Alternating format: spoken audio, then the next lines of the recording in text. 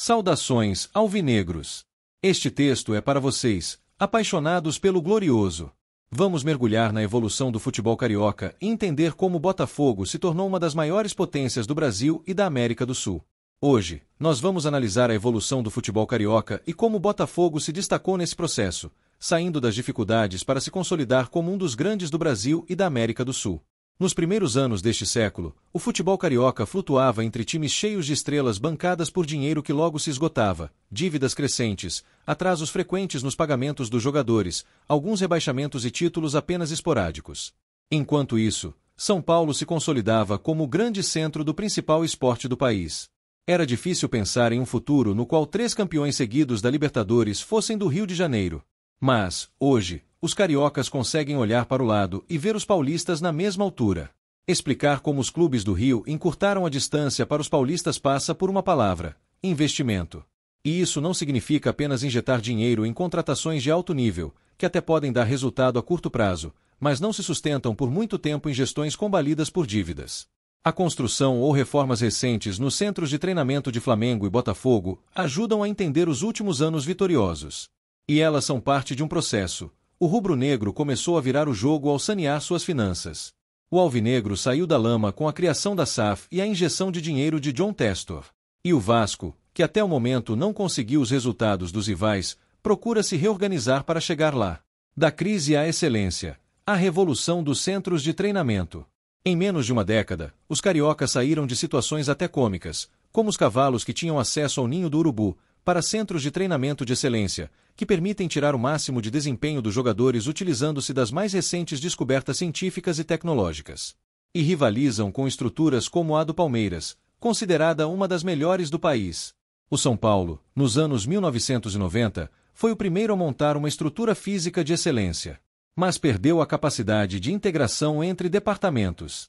Não vejo isso tão desenvolvido hoje lá e no Corinthians, analisa o fisiologista Altamiro Bottino, coordenador científico do Cuiabá e que participou do projeto do novo CT do Botafogo, inaugurado neste ano.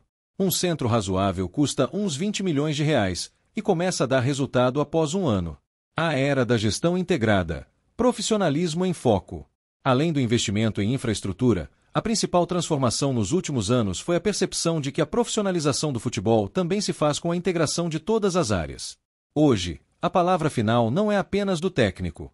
Todas as decisões, desde a montagem de elenco ao time que entrará em campo, são tomadas após troca de informações entre os setores. O grande salto do Botafogo se deu no processo de gestão de dados, com a integração da fisiologia, do departamento médico e do scout. É a união da infraestrutura física com a qualificação pessoal, diz Bottino, acrescentando que o Brasil já exporta profissionais da área para centros europeus. Tecnologia e ciência. O futebol que não para de evoluir. E os processos evoluem a cada ano.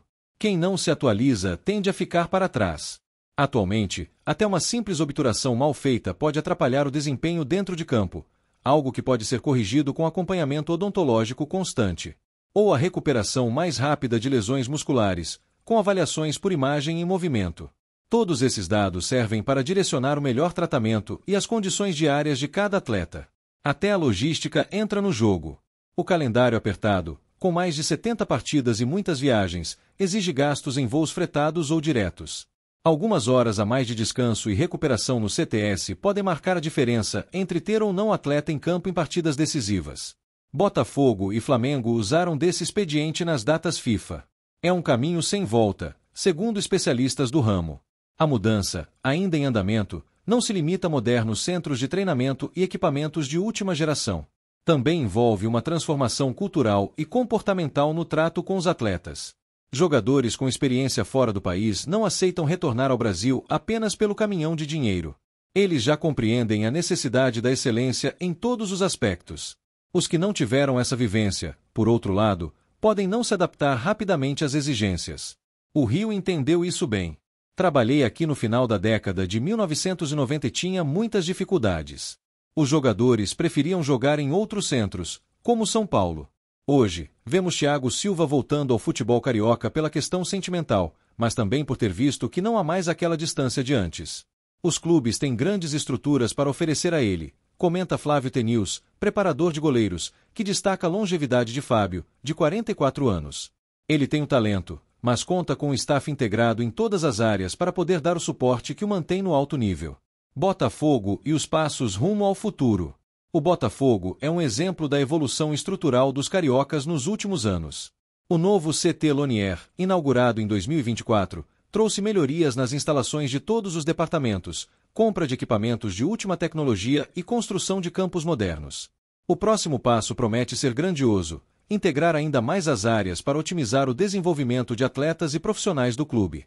Se você curtiu este conteúdo e quer acompanhar mais análises e notícias sobre o nosso glorioso, inscreva-se no Botafogo Raiz, Notícias do Nosso Glorioso. Não esqueça de deixar seu like e compartilhar com outros botafoguenses.